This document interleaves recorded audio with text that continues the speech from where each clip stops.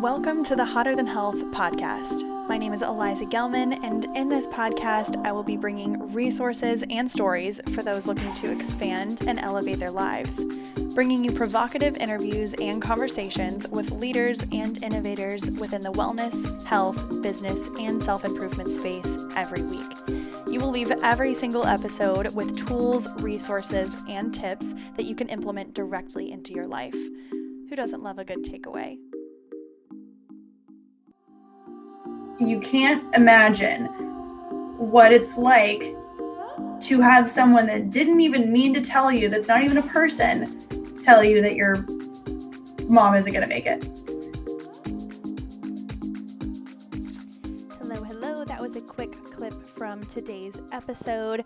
I'm so thrilled about our episode today because we not only have a professional on board, but he's also a brother-in-law. Right? So it's always fun to keep it in the family, you know?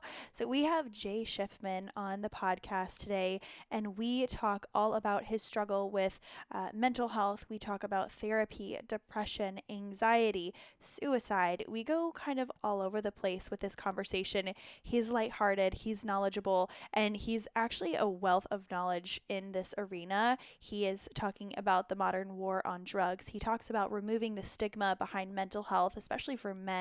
This is such an interesting and important episode. I really hope you guys enjoy it. Actually, I know you will. Before we get into that, a couple quick housekeeping notes. Again, if you haven't already, make sure that if you're listening on Apple Podcasts or iTunes, that you go up, click subscribe, and make sure to leave a review if you want Hotter Than Health to show up a little higher in the Spotify or in the iTunes charts. If you are listening on Spotify, make sure you have clicked follow so that you never miss out on an episode that could be providing something super valuable for you. And once you click follow, you'll be good to go. All right. So a little bit more about our guest today, Jay Shifman. So Jay currently lives in Philadelphia. He is the founder of Choose Your Struggle. You can go check out his podcast as well. He's a public speaker. He is a mental health advocate and a war on drugs advocate. So we are going to have such a great conversation with him. He's hilarious and he's super eloquent. I think that you guys will all really enjoy just even the way he speaks. So we'll get into that in just a moment. A couple quick housekeeping things. Remember, we did start the Facebook page for Hotter Than Health just for the members only. You go onto Facebook and just type in Hotter Than Health, answer a couple of questions, and I will be there to admit you in. I'll send you a quick message. That is me personally. So for those of you who have already added yourself to the group, I'm super pumped about it. Thanks for doing so. And that'll just be a nice way for the community to grow, and we can start to actually have a conversation. You guys can ask questions. We can get more in depth into certain topics, and there might even be some cool swag on there for you as well. So just go on, type in Hotter Than Health, and answer a couple questions, and then I'll add you into the group. So with that, one other quick announcement is if you are still interested in some nutrition counseling, one-on-one nutrition programming, I am starting to open up a couple of new spots. I think that if you are considering it, you may as well go on to my website, elizagwellness.com, and book a complimentary strategy call, and we can figure out if it's a good idea to work together, if it's a good fit. If it isn't, you'll still leave with a lot of value, and you will still leave with some idea of how to move forward, whether it's the monthly meal plan or we're going to work together one-on-one to help you either reach weight loss plateau goals, helping to integrate more plant dominant in a healthy way, gut health, digestion, all of that good stuff. So super excited to hear from you all with that. And with all of that being said, I am so thrilled to introduce you to our fantastic show guest today. Jay Shifman is on the mic. Y'all will love this. And if you do enjoy the podcast, which I know you will, go onto iTunes. I don't know how you wanted to start, but I think it'd be really funny to open this by telling the story the first time I met you. Is that a story that you're okay with your listeners hearing? On a daily basis, my listeners either hear like cock and balls, or they hear about like butt sex, or they hear about like there's just so much going on. this is less about the topic and more about you participating in pulling a very funny prank. I don't know if you were trying to, come off as professional on your show. Oh, I mean, I have so many layers to me. Like, yes, let's tell that story. Do you remember what your sign said? All right, so while you're thinking, here's the story to the listeners. So for those who don't know, we are related. This is my sister-in-law that I am talking to right now. And I'll have you introduce yourself for my listeners, and I'll do the same for yours in a second. But so the first time, Lauren and I had only been dating for maybe 3 months, and I came to Charlotte to visit, to meet her dad. And that is a story for another day. The awfulness that happened to me. It's all good. We're great now, but I embarrassed the shit out of myself the first time I met Rick, Lauren's my father-in-law. But I get off the plane with Lauren, and she's like, I need you to wait up here for a second. And for anyone who hasn't been to Charlotte, very weirdly, throughout the airport, there are multiple rocking chairs just sitting in corners. And she was like, wait on this rocking chair. And I was like, I don't know what the hell is happening. So I'm sitting there waiting. And she finally says, all right, you can come down to baggage claim now. And I get on the escalator to come down to baggage claim. And Rick, my now father-in-law, my brother-in-law Holden, you and a friend of yours are waiting at the bottom of the escalator with signs. Oh, that's right. I did and have balloons, and it was a whole thing. And all of these signs said things like, congratulations on getting out of jail, congratulations, the kid's not yours. All of these amazing and awkward as hell signs, and people are staring. I mean, it's a whole spectacle. And that is the first time that I met you. I think it's bringing up some memories, and I think mine said, Jay, congratulations on shooting blanks or something. So this was my welcome to the Moore family as a whole, and that included Lauren's dad and brother and you, Liza. So it was something. That was something. So that was 5 years ago now. Lauren and I have been married for 2.5, and we were dating for a couple years before that. So yeah. About That's little right. over, going on 6 years, which is nuts. That's wild. That time has flown. Also, apologies in advance. My dog wears tap shoes, so you can just hear all of that. Very impressive from your dog. But so this is kind of going to be one of the things we talk about here today, obviously. But another person I met on that trip is your incredible mother, who is no longer with us. So before we really get into all of that, if you wouldn't mind introducing yourself, and then for my listeners, and I'll do the same for yours afterwards. For sure. But I'm just excited to do this. Thanks for setting aside the time, but also I had been trying to figure out how we could make this work. I think that just for a bit of context and a bit of background, our families both have really developed themselves and carried themselves professionally in the communication arena. My mom and my grandfather, her father, had created a public speaking institute and traveled all throughout the world training professionals on how to carry themselves professionally, and hence the beginning of the story, me being a complete professional. It's clearly genetic on my father's side. But either way, yeah, I think it's really important that we continue to carry that along, and I'm glad we could do it together. But my name's Eliza Gelman, and I live in Charleston. I am a nutritionist in the local Charleston area, and I have a podcast, Hotter Than Health. It is going on 4 years, which is exciting. And recently we've been integrating, as Jay would say it, more storytelling and just a more compelling way to share knowledge and information. I feel like we are just flooded right now with information on social media, political jargon. There's, people are choosing one side or the other for so many different things, when nutrition and health and wellness is such an individual, conversation. And that's why I like looking at it from a holistic perspective, and why I've been getting so much more into conversations about mental health, because everything is affected by mental health. Like, there's no point in having a conversation about your constipation or regularity or your nutrition, any kind of constitution that has to do with your physical wellness, without talking about your mental wellness. But one of the reasons when I did start the podcast was because of my mom, is because I was like, how can I learn? How can I do what I love to do? But also, what's a way to carry on the legacy that feels natural to me? And here we are 4 years later. And we're talking about it.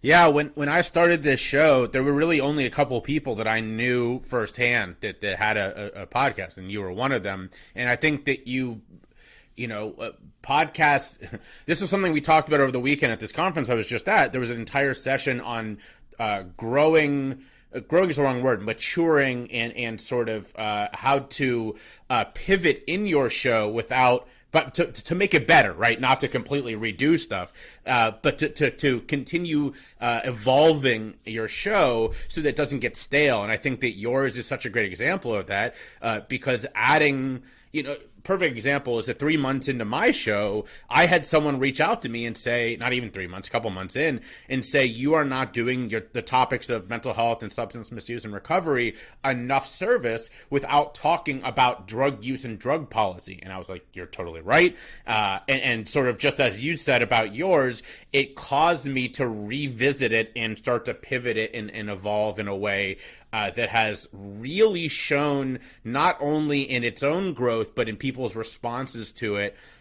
It made it a much fuller show. And I think that by adding storytelling, and as you said, taking a more a bigger picture look at health for yours, it's done something very similar. Absolutely. And the great thing about it is that there's not one thing in this world that we can't find a connection to something else. There's no way for us to run out of things to talk about, or everyone thinks you have to find your niche, which I agree with. You have to find your niche initially so that you can really figure out what you're best at talking about. Like, if you try and, I heard this quote the other day, I loved it. Don't try and boil the ocean, and you just go one pot at a time. I was like, that's fucking great. But you think if you go into it thinking, yeah, I want to have a podcast about, mental health, lifestyle, nutrition, exercise, whatever, you name all of these different things, and it's overwhelming. You want to try and be a professional or an expert in one area, and that way you have the credibility and honestly, the mental bandwidth to talk about multiple things at once. It's a lot. It's a lot to try and figure out. I had on one of my good friends the other week, Frederico, and we talked about his coming out story. It was Pride Month, and we talked about him coming out and all of the things that he went through, and HIV and all these things. And honestly, it took me aback, because I was almost a little bit nervous to go into that conversation, because I felt so ignorant. But then I realized I can't just let these fears of not opening up my mind to different things and hearing about these different stories, because how else am I going to grow? Like, this is how you grow. This is how you have conversations and you learn and you find different perspectives. And then that's what makes the world big, Yeah, I've had that experience myself. A buddy of mine, a guy that I was on his show and we've become podcast friends, introduced me to this former general who was fired for having a mental illness, and I was like, that sounds like a great story, but honestly, there are very few topics I can't talk about. The military is one of them. I just have nothing. I have no context. And I sat on his story for a while, and finally this guy was like, you need to just reach out to him. I mean, he has a great story. You guys can obviously chat. And I realized it was just me being afraid. That was the reason I wasn't reaching out, because I like to at least be able to have the conversation from a place of knowledge when I have somebody on my show. Mm-hmm. And like I said, the military is just so foreign to me that it's hard for me to do that. But before we get farther in, for your listeners, because this is dropping on multiple platforms. It's true. Yeah. Let's hear your story. For the Hotter Than Health people, my name is Shifman. I'm the host of Choose Your Struggle, the founder of Choose Your Struggle, the company. I'm a guy in long-term recovery, and my platform, which includes a couple of live events, and the podcast Choose Your Struggle, a book coming out next year, all focuses on the issues of mental health, substance misuse and recovery, and drug use and policy. As we said before, obviously you and I know each other, we go way back, but there is overlap there. And I think that, since we're both taking more broad looks, and I love your point about, you do have to figure out your niche early on, but then you have to grow with it, and earlier today, I was on a site called podcastguest.com. Listeners, if you are ever looking to be interviewed on podcasts, I think it's the best. Set up a portfolio on there, and people reach out and ask you to be interviewed. I was looking at some of the shows that were looking for guests, and one of them, the name was like, Coffee with Ben or something like that, and the description was like hard to pin down. We talk about a lot of things, and I didn't pitch myself because I was like, why? Like all these other shows we're looking for this, we're looking for that, we're looking for this, and it's like I know that I can fit into that. I don't know that I want to be on a show where the guy is just like, I don't know, we'll chat about something. That's not interesting to me. That's not something I'm looking to do. Yeah, I think unless you're like you're a developed character on a show, then people like might know your shtick, and they might have something at least that they think that you would think is funny. Like that's really, really tough, and I hope that guy gets some good feedback soon, or maybe he has great feedback and that's working for him. But I think that also it does have to do with like, okay, how do I gauge success? Am I thinking I'm successful just because I really enjoy this? If so, great, keep doing what you're doing. But if you have a goal of like reaching a larger audience and helping them becoming a resource, that's another thing. And so we talked about this the other day. We mentioned I was a little nervous because I was like, shit, I have not overcome addiction. I have not had many people close to me. I have had people in my family, but many people very close to me that have overcome addiction. But then I thought back a little bit more. And then I thought about all of the women that I've worked with, men that I've worked with, and friends that I've known who have overcome food addiction and who have tried to commit suicide, alcohol addiction. And then I think we just put, again, the stigma that it is, you have to be under a bridge. You have to be like, you have to lose your job. You have to do all these things to qualify to be an addict or to be all these things. And that's just one of the million stigmas. But at the end of the day, it's anyone who has a problem that they don't know how to, something that can only be addressed when they want it to be addressed. And I think that's a common denominator from what I have heard. So I know for my listeners on the Hotter Than Health podcast, I would love to hear your story. I think that, to be honest, I don't think that I have really ever heard you tell at length the detail of your story, which it's a long story and it's a big one, but I'd love to hear where you got so deep rooted in your passion for sharing all of this. Well, I happy to, and I think that one of the things you hit on that's so important that I cover a lot is challenging our preconceived notions of what addiction means, what struggling with your mental health means. As you said, we do. I do a lot of work about the history of drug policy and the history of the war on drugs. And the reason we all think of that extreme example of addiction being the model, even though, for your listeners, in case you didn't know this, roughly between 4 and 8% of users of substances will struggle with that kind of addiction. I mean, that's a very small number, but we were led to believe this for so long because the preconceived notion that all drug use is bad and all drug users are bad people. And then you hear stories like mine that really, I think, helps challenge that preconceived notion because, as you'll hear with my story, I didn't do anything wrong. It was done to me by a therapist. And so when you hear that and you're like, all right, well, clearly he... as I like to joke, despite what you heard from Nancy Reagan's Just Say No, I didn't start using drugs after a friend passed me a joint underneath the bleachers in 7th grade gym class. That wasn't my story. I did do that, but also that came later. That was after I was already using a lot of substances and my story actually starts as a preteen when I was put on ADHD medication in the late 90s, a time when that particular diagnosis had grown from roughly 350,000 in the 80s when I was born to almost 2 million in the late 90s. So clearly this was an explosion of this. And with that, as with most things, comes an explosion of pharmaceutical interest. And so I was on all these different medications throughout my teenage years.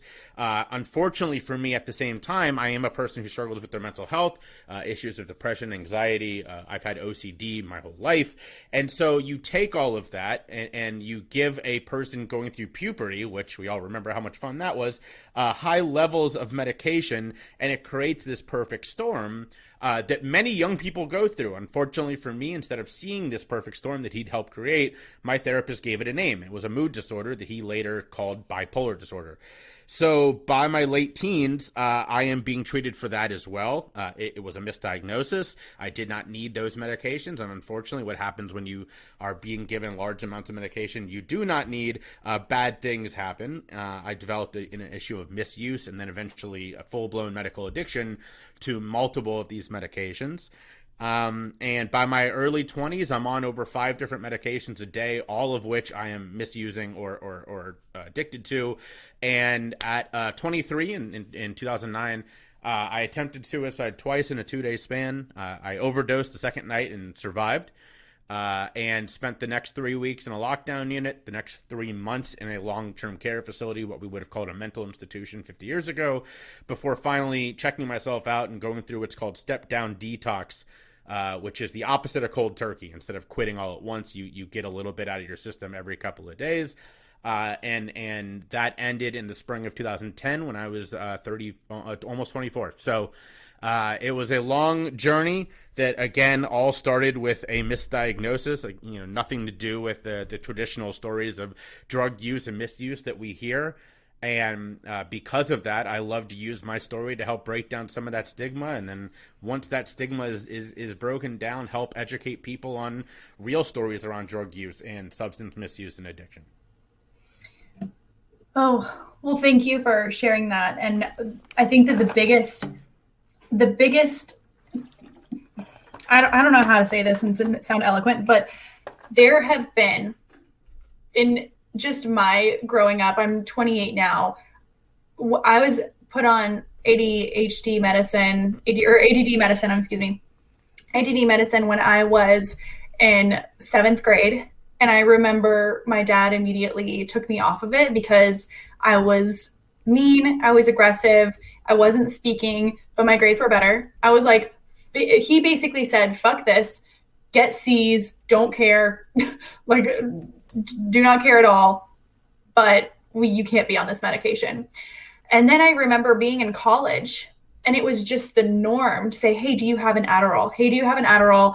Oh, I'm just going to take an Adderall because I have a test or I have to study. And it became not a drug. It just became a solution.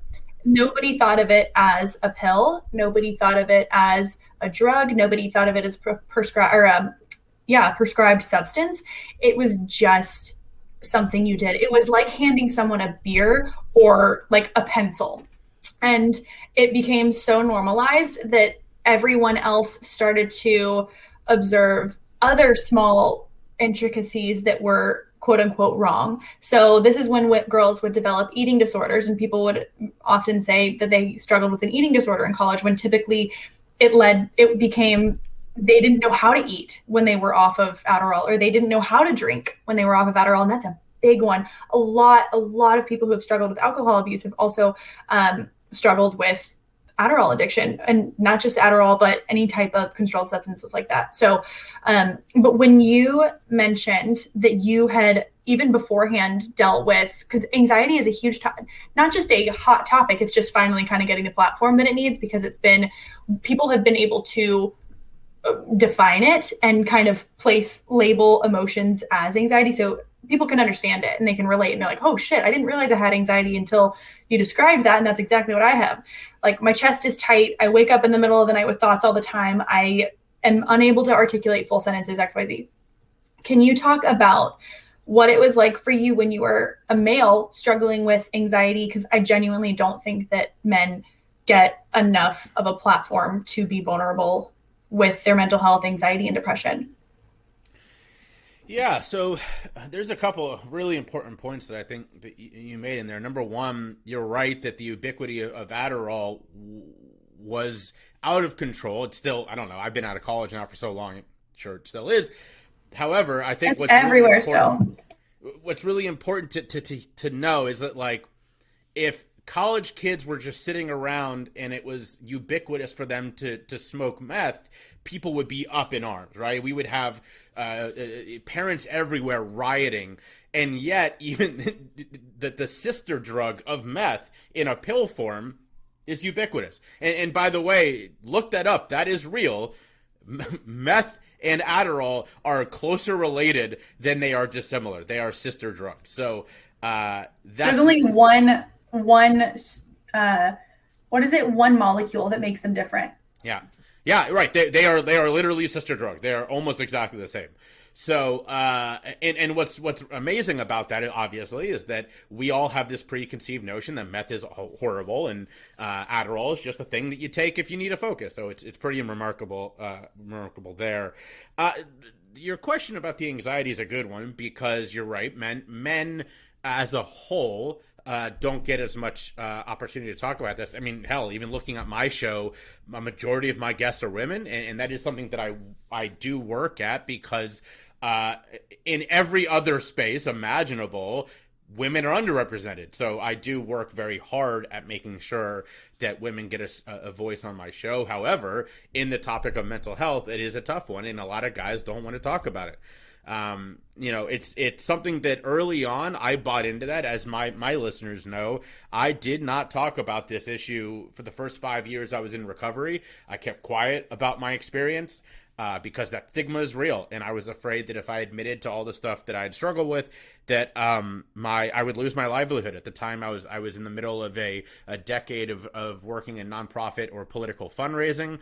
Those careers are very tied to prestige and building relationships, and I thought if I admitted publicly that I was in recovery and that I struggled with my mental health, it would be the end of that. And the opposite happened. It brought more people to me, and it really helped launch this career that, 3 years later I started doing full time, and now I've been doing this for almost 3 years. So it is all fluff. None of it's real. It is all stigma.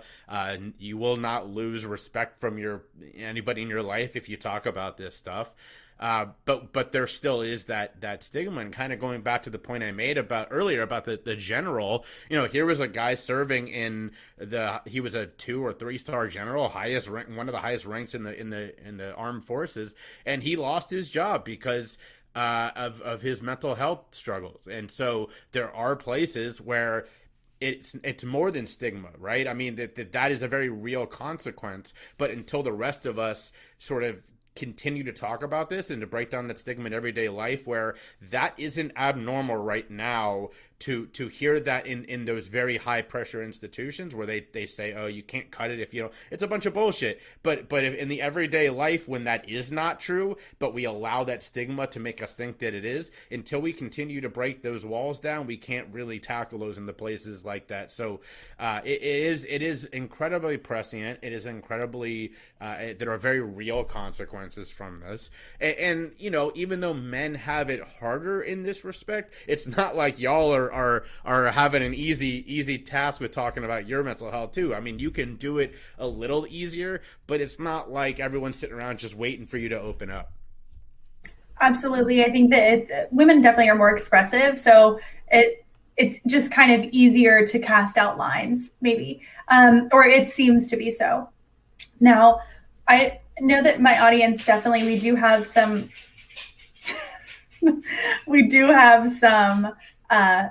men who do listen, and a lot of women who listen, their partners, and they talk about it, or maybe I train these people, but I would definitely love to hear some specifics from you. And I know that's it sounds like he's having a really good time back there. So he's so low to the ground and so dense and heavy. He's a black lab basset hound mix, so he's just like very low and so sweet, but definitely taps.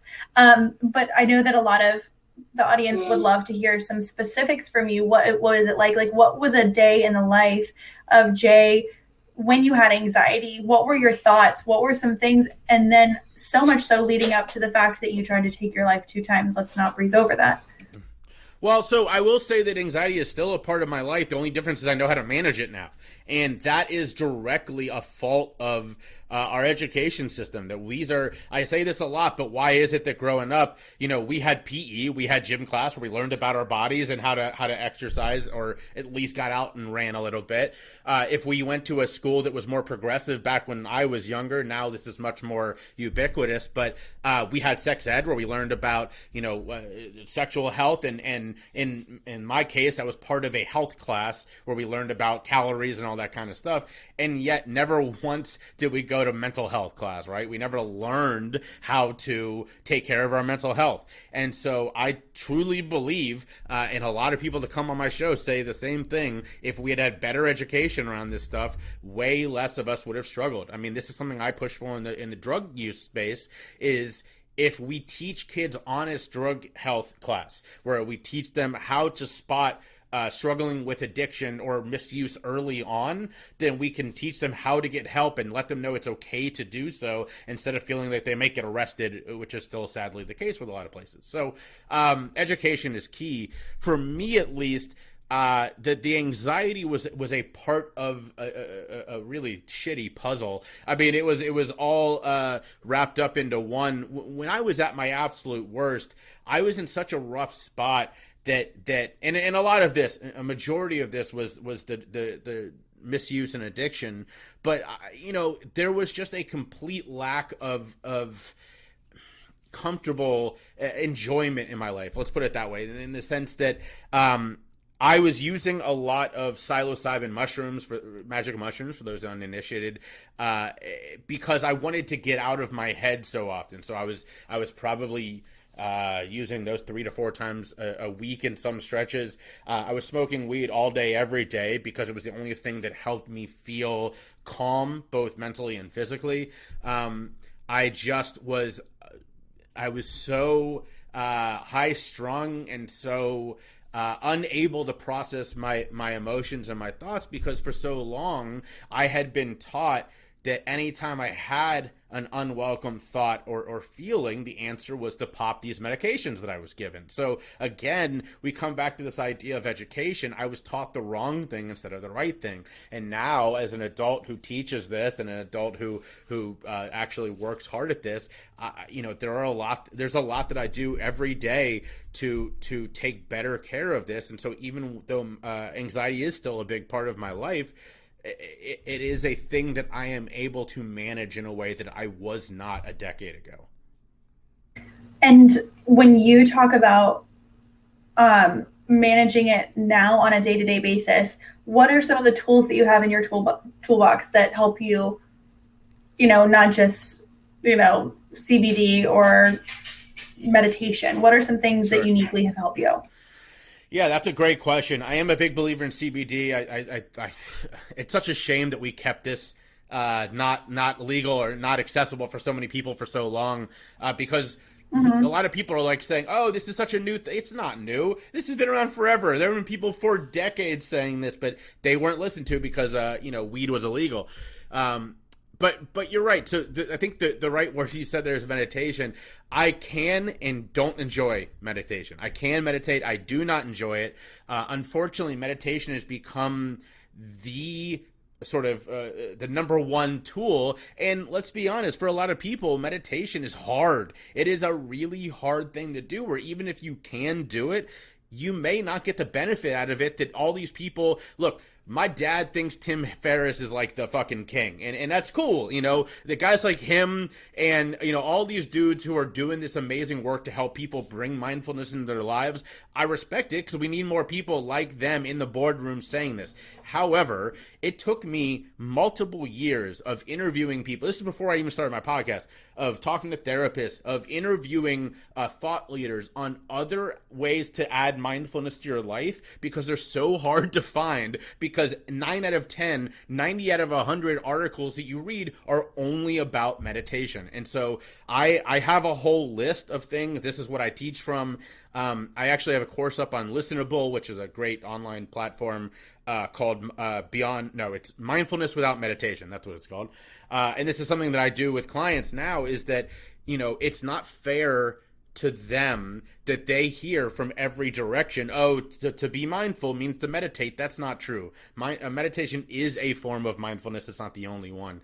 So, these are things that I do every day. I think the biggest one, the one that I love talking about the most, is what's called the daily check-in. It's a journaling exercise. Once a day, I sit down with my phone, although I know people who use, an actual notepad. Good on them. And they sit there, and the goal of this is to tap into your subconscious, because most of what's going on inside your brain, we're not even aware of, right? And if you're not taking the time to get down there, you're going to have a lot of weeds growing that you're not going to be aware of. And most of those you can deal with yourself just by spending some time with them. Some of them you can't. Some of the shit that you figure out that you hear down there, or you find down there, is going to be terrifying. And that's what a good therapist will help, work with you on. So the goal is, it's very simple. You just write the words "I feel" and complete the sentence. And at first, the first things are going to be the surface level, right? I feel annoyed, I feel hungry, all this kind of stuff. But the more that you do it, you'll start tapping into things. This happens to me all the time. I'll literally complete that sentence and then stop and go, oh shit, I didn't know that I was thinking that, right? Because that's the way that you let your subconscious boil up, is you kind of open it up and you give it space. Our brains are very much like a garden, right? And we're only aware of what's on top. But until you get down there and get your hands dirty and actually start pulling up weeds, you're not going to know what's going on beneath the surface. So that is definitely one that I recommend every day. And a lot of that stuff, honestly, the minute you write it down, it's gone. You're like, okay, you can feel yourself breathing a little bit easier. It's just not this shit that you're carrying around anymore. But like I said, occasionally you'll pull something up and you'll go, I don't have the tools to take care of that by myself. I'm going to take that one into my therapist's office. And from talking to so many therapists on this, I can tell you that they love this shit, because they don't want to spend time on your, no offense, on your everyday bullshit. They don't want to spend that time. That's not fun for them. But when they're sitting there actually talking about real stuff with you, that's why they got into this. And it's the place where you two can do your best work. So try this exercise, and if you are a little worried by what comes up, that's okay. It's very normal. We all have those thoughts, but if you're worried, take it into your therapist. I love that. And also, therapy. There are so many different, even online platforms, and therapy might be like $100 a session, but there are some that, and honestly, the more you do it, the better. It's not one of those things where it's like the gym and it's like eating healthy. It's like one salad a month is not a health nut going to make, but same thing is like doing one push-up every month. It's not going to like make you strong, but you want to do it consistently. And it is like flexing a little muscle. I think that's really great. There could not be a better time to tell you about today's show sponsor, BetterHelp. So BetterHelp is an online therapy center, all right? BetterHelp will assess your needs and match you with your own licensed professional therapist, all right? You can connect to a professional therapist in a safe and private online environment, all right? And I think that that's one of the hardest things about therapy, is just showing up and getting there. So they've completely eliminated the middleman and bringing therapy straight to you. So you can start communicating in under 48 hours. That is amazing. It's almost impossible to get an appointment anywhere else. It's not a crisis line. It's not self-help, and it is professional counseling done securely online. All right. So you can send a message to your counselor anytime, and you'll get timely and thoughtful responses. Plus, you can schedule weekly video or phone sessions, which I love. So you can do all of this without having to sit in an uncomfortable waiting room, because BetterHelp is committed to facilitating the greatest therapeutic matches so that they can make it easy and free to change counselors if you need it, which is always fantastic. If you just don't click with that person, you need to change it up, BetterHelp makes it so easy. It's more affordable than traditional offline counseling, and financial aid is available. So, this is available for clients worldwide, and you can find whoever you need to talk to, any particular expertise. You don't have to limit it to just talking about one specific topic. You can talk about self esteem, grief, anxiety, stress, depression, LGBTQ matters, family conflicts, trauma, anything. It's professional, it's convenient, it's affordable, and anything you say is, of course, confidential. Remember, this is not a crisis hotline, all right? In fact, so many people have been using BetterHelp that they are actually recruiting additional counselors in all 50 states. I want you to start living a happier life today. And as a listener of the Hotter Than Health podcast, you're going to get 10% off of your first month by visiting our sponsor at betterhelp.com/hotterthanhealth. Join over 1 million people who have taken charge of their mental health. Again, that's BetterHelp, HELP.com/hotterthanhealth. All right. I have my first session on Sunday, and I can absolutely not wait. So make sure you go check out BetterHelp, HELP.com/hotterthanhealth. No, let me give a shout out to one that I think everybody needs to know about, because you're right.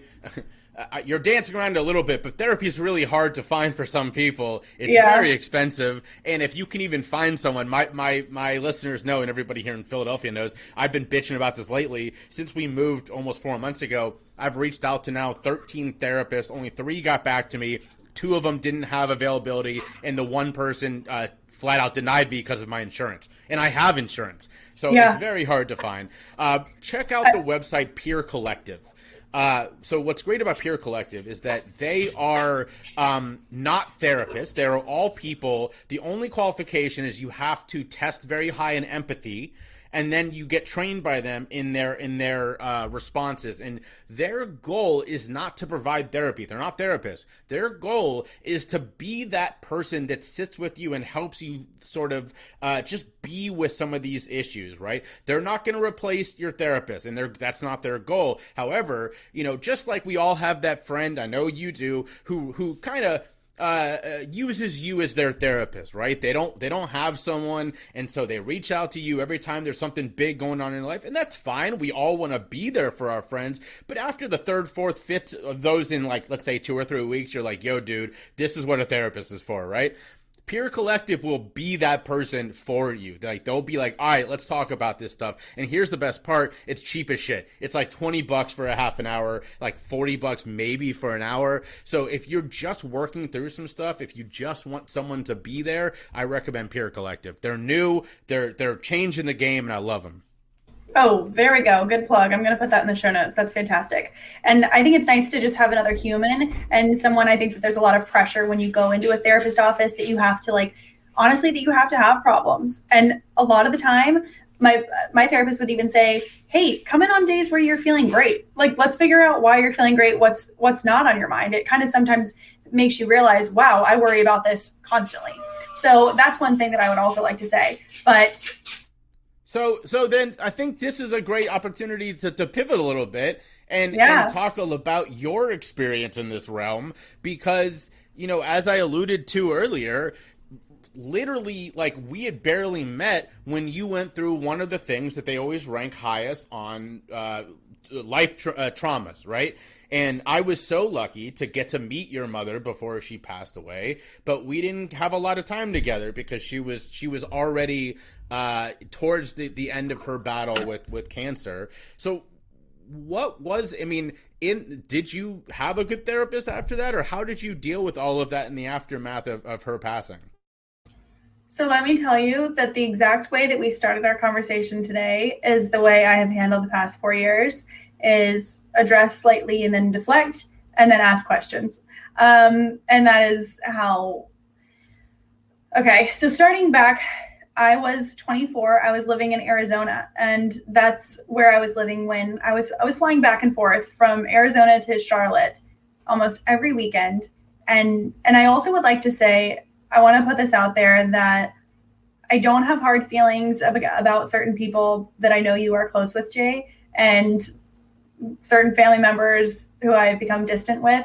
because of all of this. And, I just want to put it out there that does not make people bad. It just means that sometimes you learn that people do not serve you and maybe you don't serve them, and you have to create boundaries, which is a part of my journey. So it was very challenging when my mom was diagnosed, of course, thinking, okay, my mom, she has thyroid cancer. It is typically one of the type of cancers that people beat. We all went into it imagining this is really horrible and tragic and terrible. And my mother, she was a professional public speaker, and her whole life was her throat chakra and the way she communicated. And so knowing that this was going to be, severed and sacrificed in a way was really devastating initially. But then as we started to find out more about the kind that it was when I just remember they gave us a handful of papers. There was a lot going on, and I know that Rick already knew this at one point, but I think that I was kind of the one to really be able to tell my sister and tell myself. And there was a piece of paper amongst hundreds scattered on the living room table. And if you've ever dealt with anyone sick going through any medical papers, it's so overwhelming. There's shit everywhere in the house. Things start to pile up. You have to stay organized, but at the same time, there's going to be an area in your house where there's like files and papers and stuff that you don't understand, and insurance and bills. And I saw one piece of paper that narrowed down 4 types of thyroid cancer. And I just had a flash in my mind from the 10 minutes that I spoke with mom's doctor. I remember him using a word, anaplastic. And I knew this word, some words just stay. And I read this on this piece of paper, and it said number 4, anaplastic. And it said survival rate, there isn't one. And you can't imagine what it's like to have someone that didn't even mean to tell you, that's not even a person, tell you that your mom isn't going to make it. And she's upstairs. And anyway, so that's where my crisis started, because I still had an escape. I still was going back to Arizona, still had my job, and then I would come back every weekend and take care of her. As soon as things took a turn for the worse, I said, fuck this. I don't know exactly how long she has, but I'm going to move. So I moved from Arizona to Charleston because I knew she didn't have long, and there was just no way I could be in Charlotte. Like, I couldn't be around that type of energy after it happened. So one thing that I would like to say and normalize is the fact that it is okay to not be super emotional in the way that it seems like you should be when these things are happening. People are like, oh my God, your mom is dying, all these things. What was the hardest for me was getting through the day around the energy of people that I was around. And not my mom. My mom was the easiest to deal with, in my words. But some of the people that I was around, death really brings out a really not great side sometimes. And I think that a lot of my trauma started when I started to realize that I don't even know how to put this, because I'm still working through a lot of this. I don't know how to put it other than the fact that I think it was harder for me to understand how people around me were operating, because it's in my nature, and I knew it was in my mom's nature, to make sure people were comfortable. Are you happy? Are you okay? Making sure everyone else is around me is like in a good space. And I completely neglected myself, and I got a lot of hate for the way I was trying to make money during that time, because I was still paying rent in Arizona. I was paying rent in Charleston, and all I knew was I don't have a job right now. My job wouldn't let me go remote. I was like, fuck, I've got thousands of dollars in rent and I'm making $0. And I was getting shamed for how I was making money, which was like personal training, online clients, and nutrition. And because, again, stigma-wise and perception-wise, that's not a way to really make a living.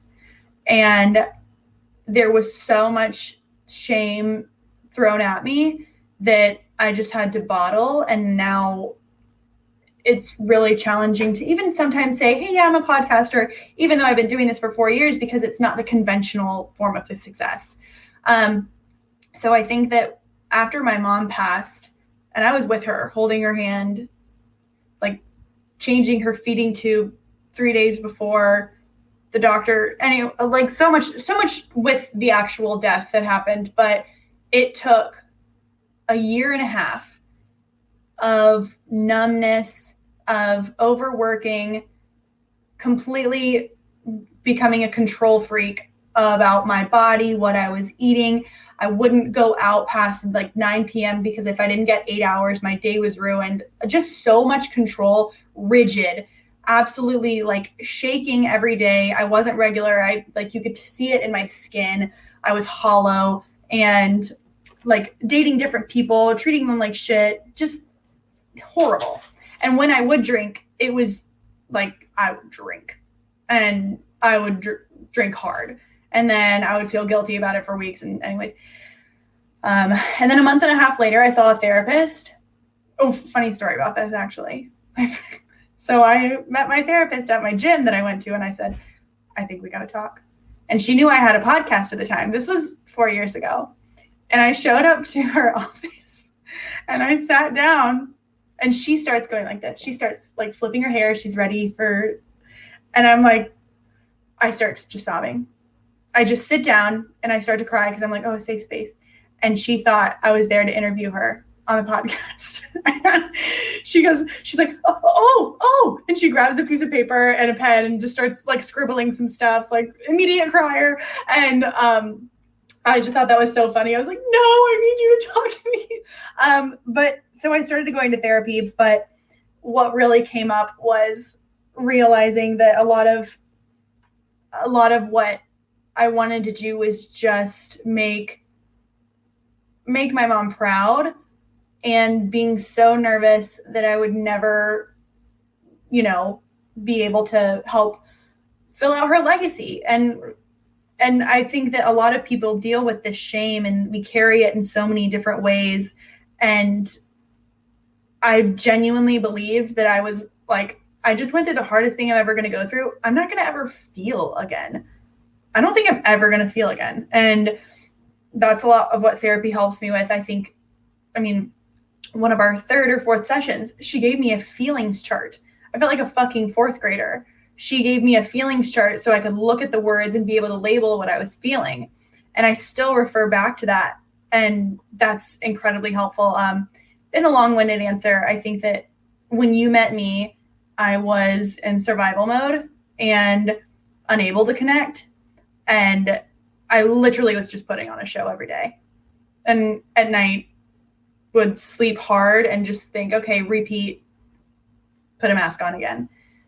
And I wasn't even crying at this time because I just numbed. So it was a very intense time, and it still is. And I'm still struggling with it a lot, especially now that my sister is pregnant, seeing all these things happen. My boyfriend, his mom is no longer with us either. So I'm like, well, fuck, I gotta find some mother figure. And it is challenging. So I really just implore anyone to not wait. Like, don't wait almost 2 years to go seek therapy after a traumatic event. I just can't. I wish that I had done more for myself. And I wish that I had allowed people to help me and talk to me, but I didn't want it. I genuinely, like an addict, I just thought, okay, I don't need it. I don't have a problem. I'm fine. And until I like sat myself in a mirror and just couldn't look at myself, then I knew I had to go to therapy. So there's obviously a lot in there, a lot of different directions that we could take. I think first, good on you for doing it. A lot of people, this is literally people I've worked with who are we'll go through something traumatic, we'll start working together. And as I say a lot, I don't do a lot of coaching anymore because my goal is to get someone to go to therapy at the end of the day, like, is to graduate beyond me. Like, I want that for them, and it doesn't happen as often as I would like or you would hope. But they'll like go through something traumatic, and then you'll be like, oh, but I don't need therapy. And it's like, what? Why would you what is going on in your head? What's the mental gymnastics that working with me makes sense, but not a therapist? Like I don't understand that. I think that people are so scared to see the truth, and I think that people are scared to feel that sense of hurt. That, I mean, at the end of the day, nobody wants to be told that there's nothing they can do to fix it. At the end of the day, I didn't want to be told your mom is dead and you just have to move forward. It's way easier to sit in pain than it is to know that you are in pain and out of control. So was your therapist able to help you process some of this, or was it, I mean, I know that when you go through something like that, simply sitting there and being okay is the first step. Was your therapist able to help you then take the next step of starting to work through some of it? Yes. And a big part of what we did was in the form of, I think that I needed someone, she was super soft. There are some therapists that will tell you directly like it is. They just listen and they tell you and they're straight up. I didn't know what I needed, but I knew what I didn't need. And I didn't need someone to be super aggressive and harsh with me. She was super soft. So I think going into it, we had the right connection off the bat. And that's super important, to be able to open up to someone if you feel like there's a good connection there. She really, like you mentioned before, one of the things that still helps me that I'm a little resistant to, just because I don't really love writing, but writing things down. I have had a lot of clients, nutrition clients that I've worked with on mindset, who we just write, I have a million different writing prompts, like just her asking, what do I love about myself? What kind of shame am I holding on to? Figuring out and unpacking the type of shame that I was holding on to that was not allowing me to grieve properly. And a lot of that did come with like some stepdad issues. A lot of it came with some abandonment issues that I felt and some shame issues that I felt, and then instability. And I think that I just always felt, I told her this all the time. I said, it feels like someone shook my snow globe and the snow has never settled. And I don't even know what the picture on the ground is supposed to look like. Like, I have no idea what I want my life to look like. She went in and helped me understand that it doesn't have to look like anything, but we're always after a feeling. And what are we feeling right now? What do we desire to feel? When in our lives can we look back and say, this is a time that's been super impactful and happy and progressive for me? And progress is a big thing for me. Like, I'm definitely an achiever. I like to tick things off my list, and I like to be known for people and be a professional and whatever. But I think that knowing that it's not always about achieving is really helpful. And for her, she helped me with a lot of writing prompts and journals, and we worked through shame. And I actually need to see her again, because I feel like I've just recently discovered some like childhood shit. And now I'm like, I keep writing it down, but I don't want to lose it. And so, but she's so busy and I can't get it. It's like, I can't get to her. So maybe I'll call that hotline. Yeah. I mean, it's when you, it's one of the reasons that therapists always like, when you leave their office, one of the last things they always say is like, when do you want to see us next, or see me next? I mean, part of that is because you got to keep that ball rolling. But the other part is that, like, for them to make money, they kind of have to be at full capacity all the time. And so sucks for them, but also for you, because if you don't make that immediate appointment, the chances of you getting back anytime soon are pretty slim, which is a stupid, broken business model that a little bit of the blame goes on therapists for continuing to perpetrate it, but also that's unfortunately how the industry works. So totally. It's pretty fucked up. It is fucked up, but also it does. Here, let's play devil's advocate here, because that's just how I am. I am so pleased at how many people are going to therapy and talking about it right now. It has become so much less way less stigma on it than there was even a few years ago.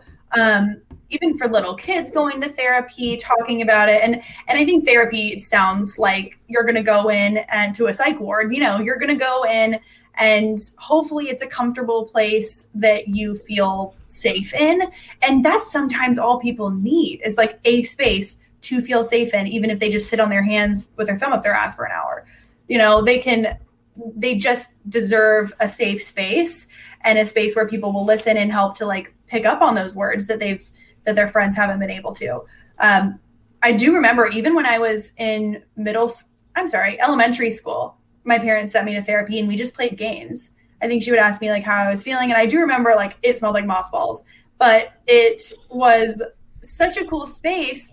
And I remember enjoying going because I would always get a piece of candy when I left. It was like a Werther's. And I was so pumped about it. I know I'm in the right business, but I definitely remember my parents thinking that they did something traumatic to me and my sister, because they didn't send my sister to therapy. They just sent me to therapy. So it was after their divorce and I was probably 6. And so that was my first time in therapy. Basically, I've been in therapy for 22 years. So yeah, kids therapy is very different. I also have similar memories of therapy that was like this game and we would talk while we played it. But to piggyback on what we were just saying, yes, there are more people going to it. However, a recent study found that the therapy is one of the highest businesses in terms of underserved.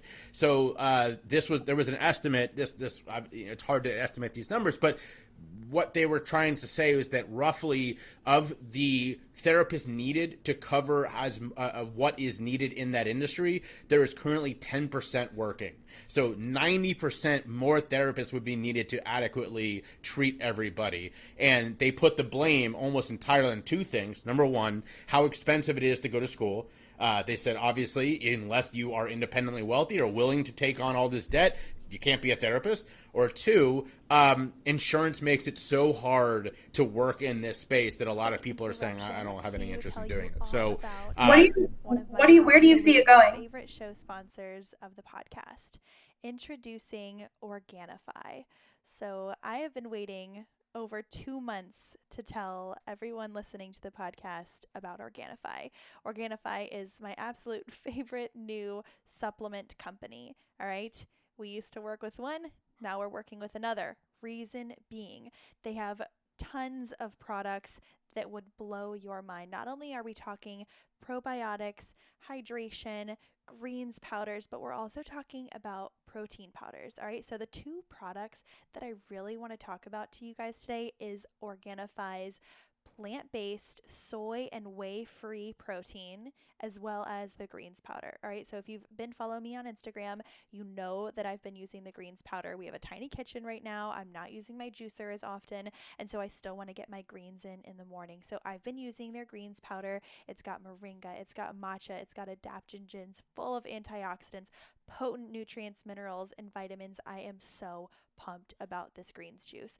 My boyfriend loves it. I love it. I even brought it on vacation last week to the lake. We were binge drinking like animals, and I needed to make sure that I was getting my hydration and my antioxidants in the morning, but I didn't want to be that crazy person and bring my juicer. You know I would have. But this made it so easy. So Organifi's green juice is one of their heavy hitters. I am obsessed. All right. One thing that I also love about Organifi is that they are organic, no GMOs, no bullshit ingredients. They're tested just like you need them to be for heavy metals and everything that you can think of. So make sure that you guys are fully grasping this. So some of my absolute favorite and actually the #1 nutrition podcast on the Apple charts, and I think in the world, is actually sponsored by Organifi as well. And you know I wouldn't lead you wrong. I promise I don't want to lose your trust, and I trust this product. It's amazing. So the second one that I wanted to tell you guys about, and I think this is going to be the game changer. All right. So if you work out, if you move your body a lot, or if you're just one of those people that you kind of need that midday snack, you get peckish, or you're not sure if you're getting enough protein, their protein powder. All right. It is a complete protein powder, which means you're getting all your essential amino acids, which is what people are typically concerned about when they're going into a plant dominant lifestyle. Hey, how am I getting my protein? not to fear. Organifi is here. All right. So you guys, the Organifi protein, I've been using their chocolate. I've tried their vanilla. I am obsessed.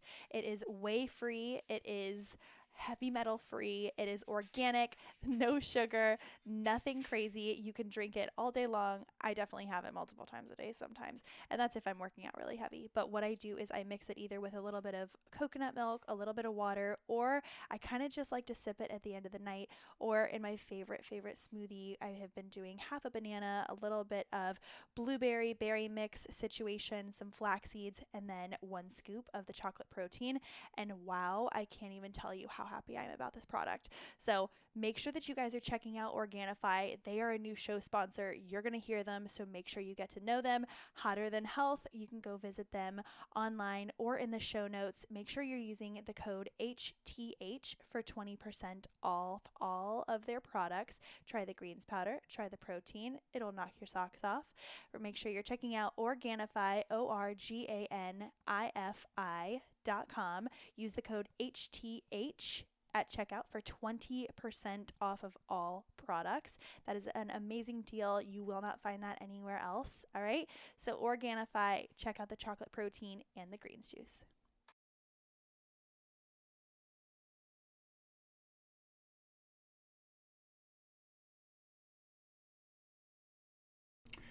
That's a great question. So here's something that a lot of people unfortunately don't know. In 2010, I'm going to say 10, it might have been 11, as part of the initial Obamacare Act, Congress passed what is called parity.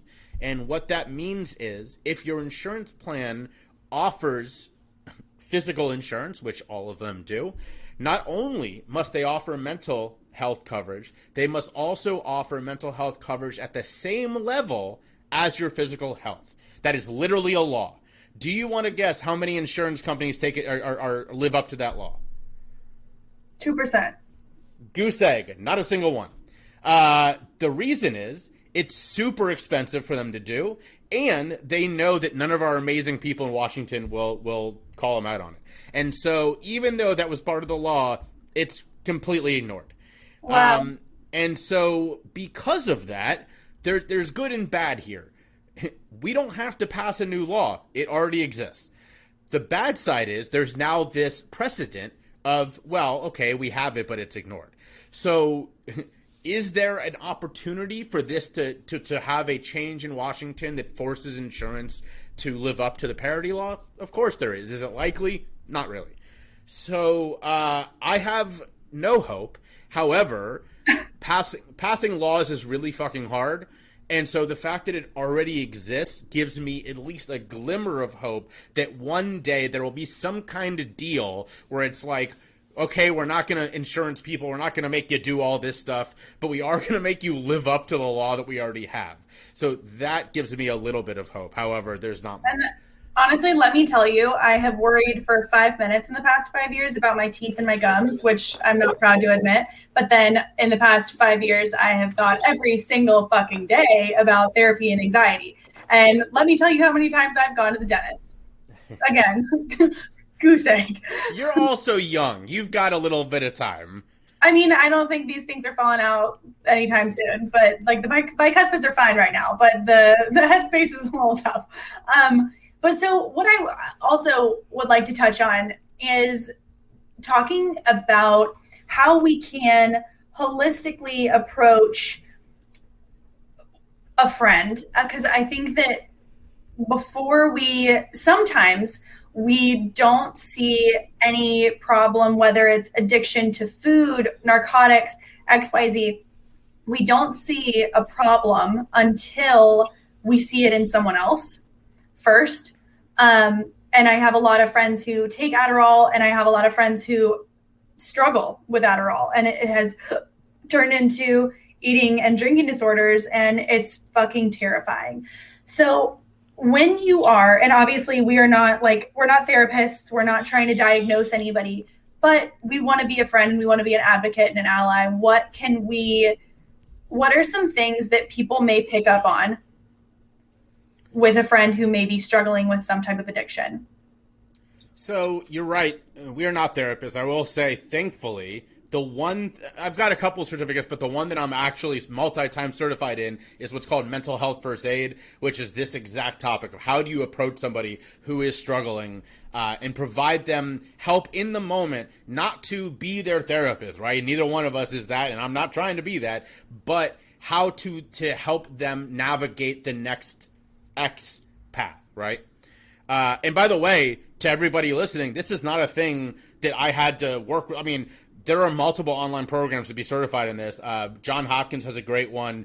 The Red Cross, the same way that I'm actually about to get certified again in first aid this week. Same thing for mental health first aid. They have an online class. It's a whole thing. Oh, awesome. Yeah, you should definitely do it because you can also then, I can't remember if it was Hopkins or it might have been John Hopkins, where they have a secondary level that actually gets you certified to respond in times of community crisis. So it's like a tornado comes through, they put the call out, and people who have this training go and help. So definitely recommend check out both John Hopkins actually John Hopkins calls it psychological first aid, Red Cross calls it mental health first aid. So check those out. Got it. So this is something that I very much care about. So really quick, to define a couple of things for people when it comes to drug use and substance misuse. So on one end of the spectrum, you have drug use, right? It's going out and having a beer after work. It's sitting down to smoke a joint at the end of the day.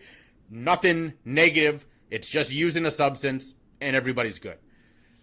Moving down that spectrum, you encounter the very broad umbrella that we call substance misuse. In years past, you would have heard abuse. You still hear that on occasion. That's going away. Mostly because of the stigma attached to it. When you think of the word abuse, what do you think of? Nothing good. You think of very violent acts. So we're replacing that with misuse. And that umbrella covers everything, as I said before, of that 4 to 8% on the absolute end of the spectrum that is full-blown medical addiction. And again, we use that term addiction a lot. Addiction is a medical term. It's the same thing as cancer. I mean, it is a medical diagnosis. As I said, it is a very small percentage, 4 to 8%, despite what you may have heard from DARE or anything like that. 4 to 8% of people have full-blown medical addiction. Now, there is a wide umbrella between use and addiction, and that's substance misuse. And that includes everything from the college kid who binge drinks every, Friday and Saturday night, all the way to the person who, let's say, wakes up and then smokes weed all day. Now, as we know, cannabis is not physically addictive. It does cause mental dependence, and those two things are very different. To be full-blown addiction, you have to fit the diagnostic definition, which includes both mental and physical dependency, and that physical dependency is withdrawal symptoms and stuff like that. Cannabis doesn't fit that. However, it does cause mental dependence in some users. So that umbrella is very wide. That's the one that we're most concerned with, right? Because a person struggling with addiction, as I did for a number of years, once you're there, you can't hide this shit anymore. Full-blown addiction is as obvious as, think of any other major medical issue. Full-blown addiction is the equivalent, and again, I'm sorry to use this example, but stage 4 cancer. I mean, it is out in the open. You cannot hide this issue anymore. However, as we know, that's a very small percentage of people who struggle with any disorder, of any medical issue at all. Most people aren't going to get to that extent. They're going to be higher or farther up on that spectrum. So those are the people that we're worried about, because unlike, let's say, again, cancer, we don't allow people to talk about this. We ask that people keep this stuff to themselves. And there's a lot of reasons for that. That stigma is a big one, but there's a lot of fears. There was a study done about a year ago that I read this in Psychology Today They did a survey of HR leaders and found that only 1 in 4 felt comfortable talking to someone about substance misuse in the workplace. And so if you are a person struggling with this in the workplace and you know that there's a 3 in 4 chance that your HR person is not going to handle this conversation well, are you going to talk to them? No, you're not going to say anything. So there are multiple ways that you can approach this conversation. But the very easiest one, literally the easiest, is, as I say on my show a lot, I love this phrase, vulnerability begets vulnerability and empathy begets empathy. If you want someone to be open, you don't beat them down. You don't demand that they tell you the truth. That never works. Maybe it does in Hallmark movies, but it doesn't work in real life. You get people to open up by being that person who opens up first to them. And they're not going to respond in that moment. If that's your expectation, you're going in with wrong expectations. What they are going to do is know that you're a person that can be trusted. You're a person that they can talk to.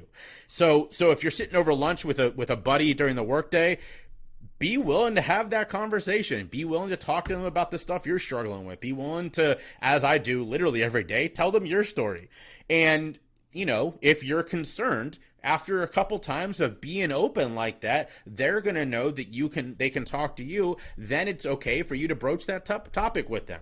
You know, hey, you know, we've been talking a lot about me. What's going on with you? You know, I've been noticing whatever.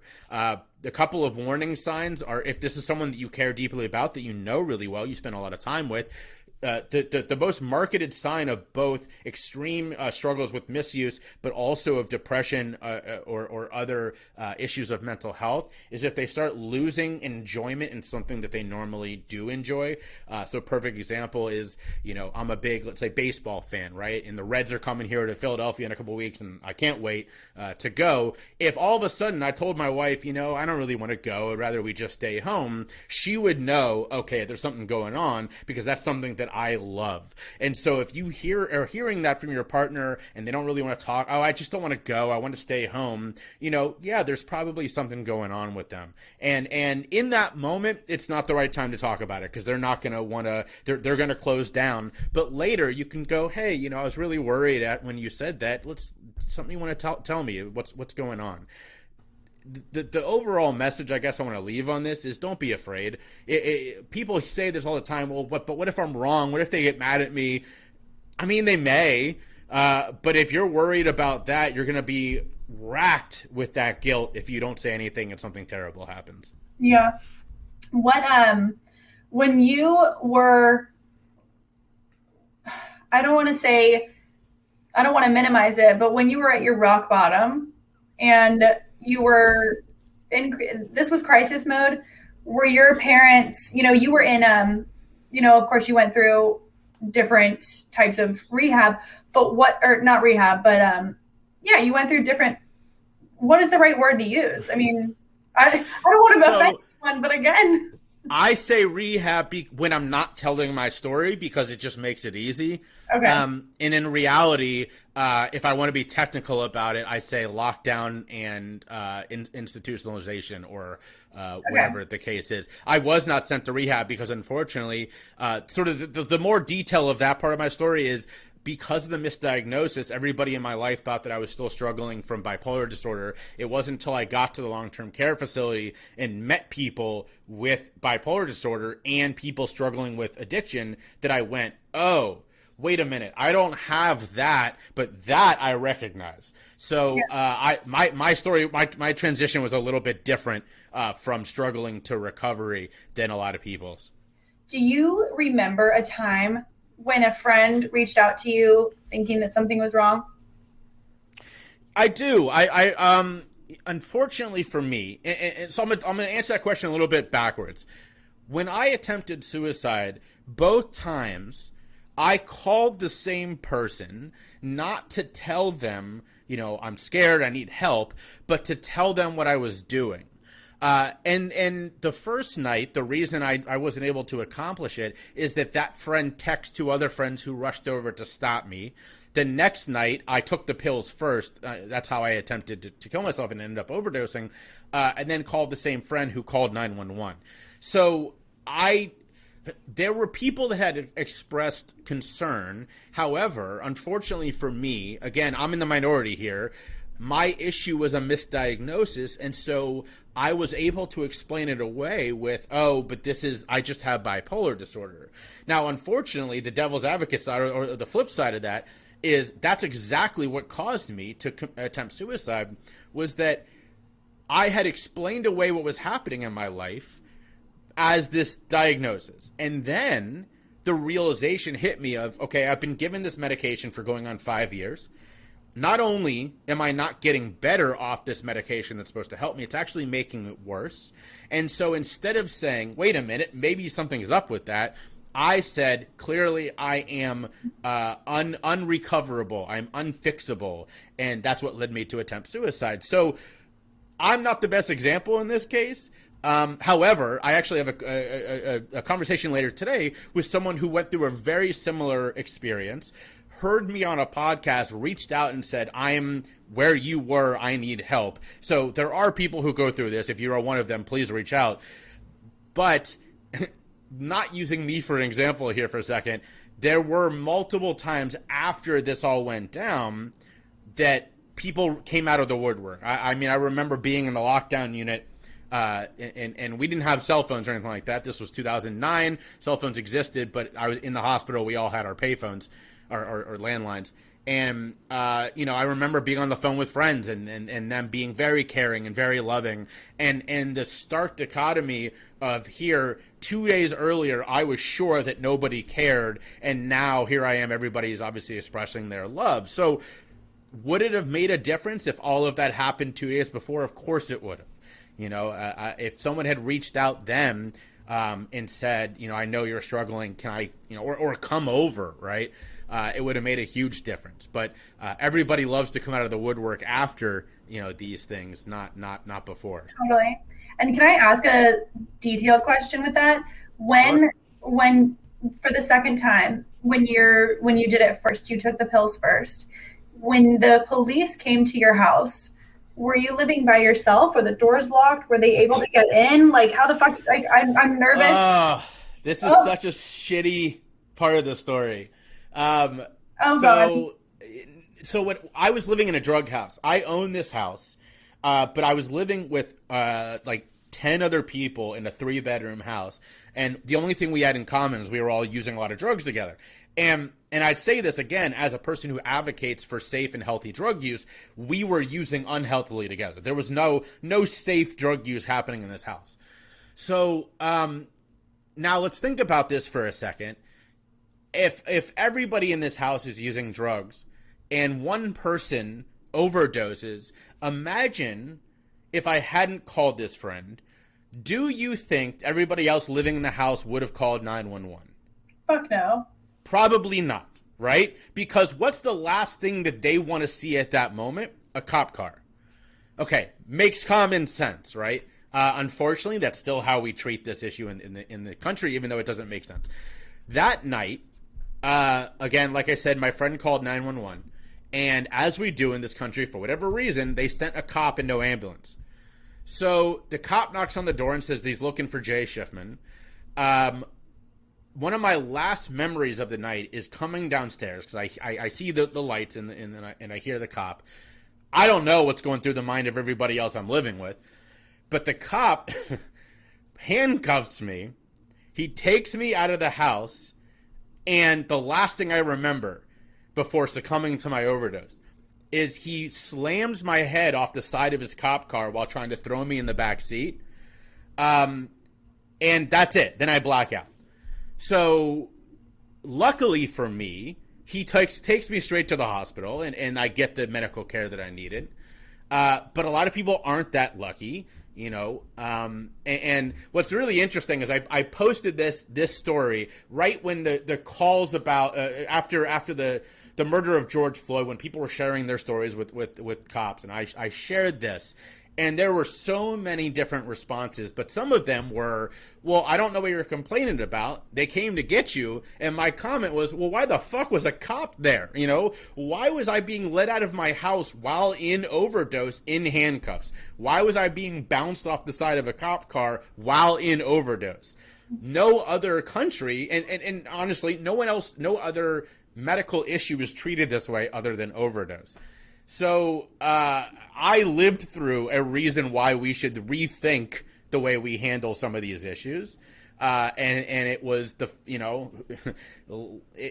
if I had gone into full-blown overdose in the backseat of his car, he would have had no idea what to do for me in that moment. And he shouldn't have been put in that situation. So what was, and just to take a step backwards slightly, what did he say when he put you in handcuffs?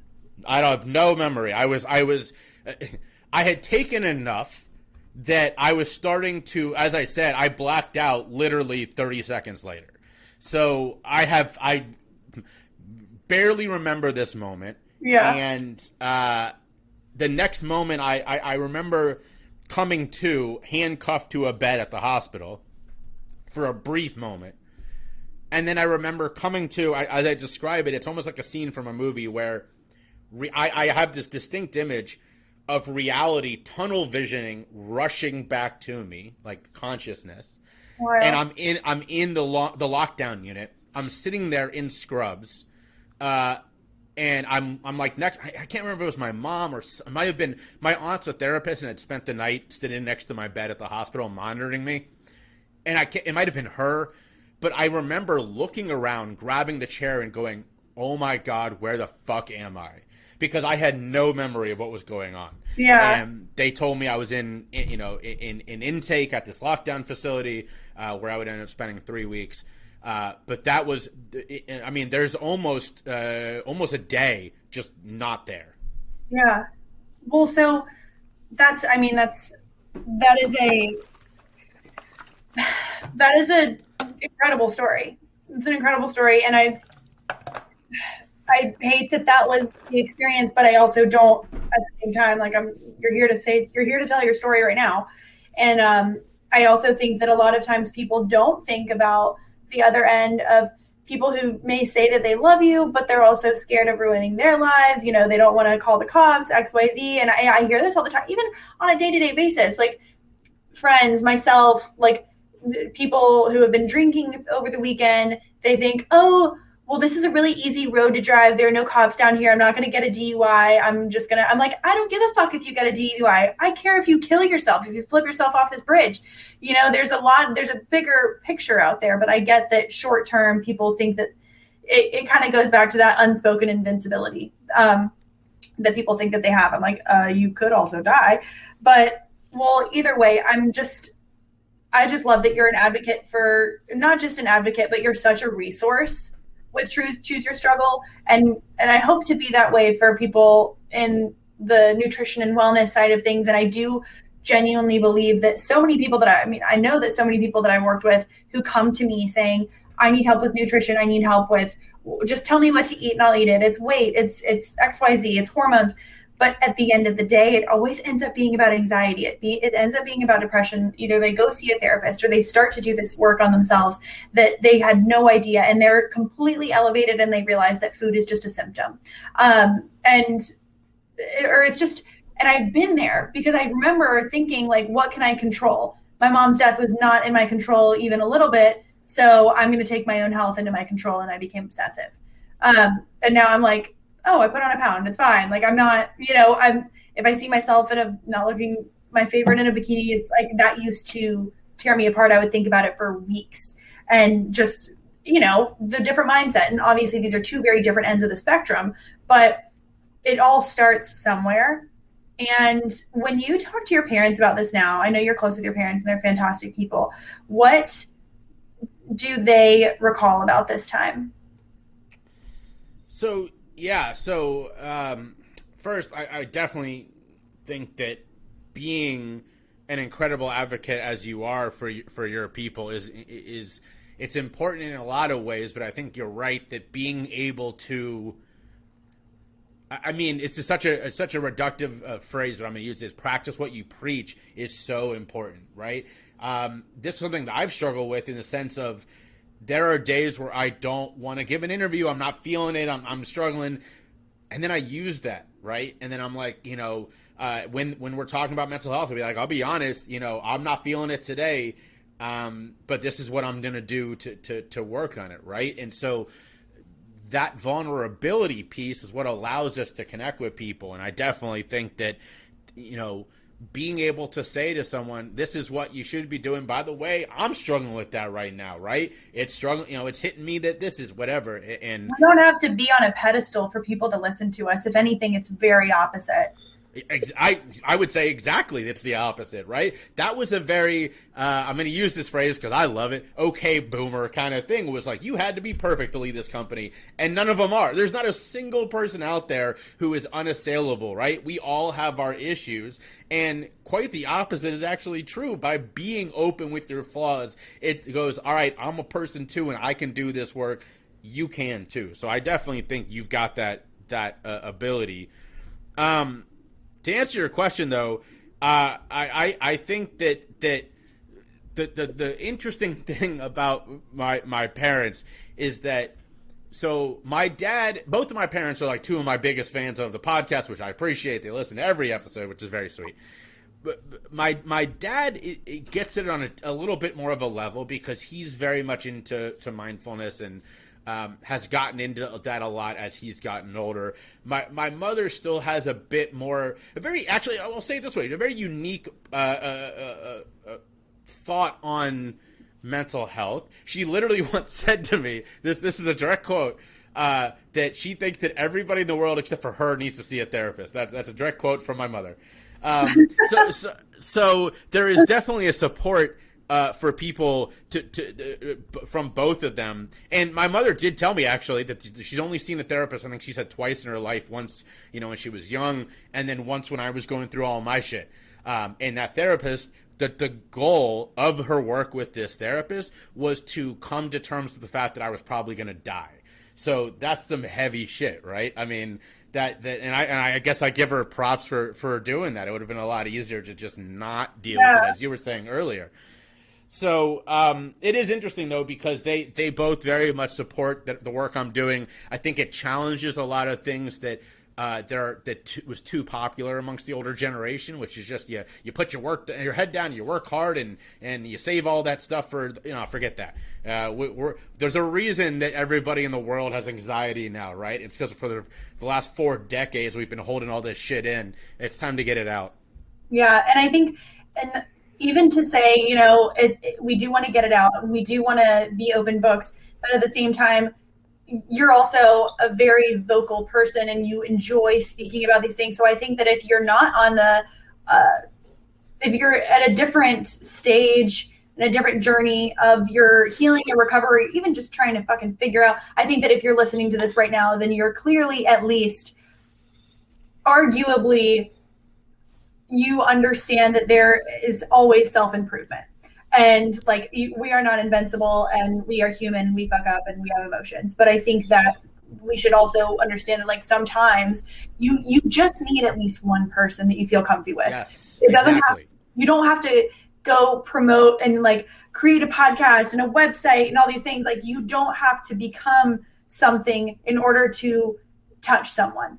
And I completely think that it's so important to have platforms like Choose Your Struggle or even Hotter Than Health or whatever resource speaks to you, but you don't have to accomplish anything in order to feel healed and heard and seen. That is such, I'm so glad you said that, because that's something that I've actually had someone say to me before. It was like, you make it sound so easy to, just talk about it, right? Which is, okay, not everybody is as open with this shit as you and I. And by the way, for your listeners, I am not as open about talking about my bowel movements as you are. So we all have different levels of our vulnerability, right? So props to you on that one. But I again, will say, superpower, just like this is your superpower. You are, yes, you have the ability to just talk about it in a way that I do not. So props to you on that one. I will say, though, that point is so fucking important. I was silent about this, my stuff, as I said, for 5 years after I got in recovery, because I still believed the stigma. And it took one of the few people in my life knowing my story, who happened to run a storytelling event, hounding me. Not hounding, I mean, he was nice about it, but being like, I support you doing this, I think you should tell your story, 4 times before I said yes. and now I do this for a living, right? So you're right. It doesn't take having a platform. It just takes that one person to be like, I'm here to listen, and I believe that you can do this. And I make this offer whenever I speak, whenever I'm interviewed. We have a saying, those of us who work in this business, we'd rather spend 2 hours talking to you today than 2 hours at your funeral tomorrow. And I say that in the sense of, if you don't think you have that opportunity, you're listening to two people right now who are there for it, right? You're listening to two people right now who will stop what they're doing and say, great, let's have a chat. Here's my phone number. I do this all the time. I make this joke a lot. I've literally had someone reach out over TikTok, and I don't recommend it because I forget that I have a TikTok all the time. So don't reach out over TikTok. However, I'll give you these code words. I like to do this because I think it's important. If you reach out to me and say, I heard you on the Hotter Than Health podcast, right, and I have a question, or I was just wondering about something, I know that that's your code word for I need to chat, and I'm not going to push you. I'm going to say, great, here's my phone number, or here's a Zoom link, let's chat, and then we're going to do this in private in a way that is easy for you. You don't have to say, I'm worried about something, I'm struggling with something. I know those are hard things to say. All you have to do is, I heard you on the podcast, and I have a question, or I was wondering about something, and I'll get it, and we'll make some time. I completely agree with that. And likewise, if you're struggling with, constipation, irregularity, nutrition, like enjoy your water, Jay. I'm telling you, I will not back down on this. 6 times out of 10, the reason why people are unable to detoxify and feel energetic and naturally light and their highest self is because they are unable to tap into the fact that they have anxiety or depression, or they cannot see. So I'm able to kind of be a mirror for this. And I just updated my website, and I was like, I have to put on here that I feel like I have an intuition to see people's pain points as soon as they talk to me. But it's because I get it. I totally get it. And I'm not saying that constipation is the same thing as overdosing, but I'm saying that in my realm, people are struggling, and what it means is you're holding on to something. Constipation is you're holding on to something. You're unable to communicate or eliminate in any way. And a lot of the times it comes from something deeper. So I think that that's just where I have really understood.